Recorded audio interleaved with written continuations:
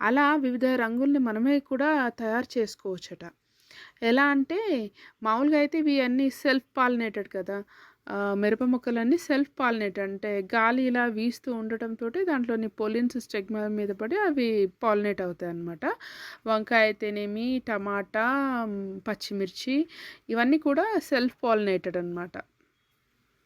అయితే మనము మన దగ్గర ఇలా బ్లాక్‌దొకటి, ఇంకా చాలా రకాల కలర్స్‌లో ఇప్పుడు orange, black, yellow and different colours అంటే మంచి పింకిష్ కలర్‌లో వచ్చేవి. అలాంటి చాలా రకాల పచ్చిమిర్చీలు వచ్చాయండి.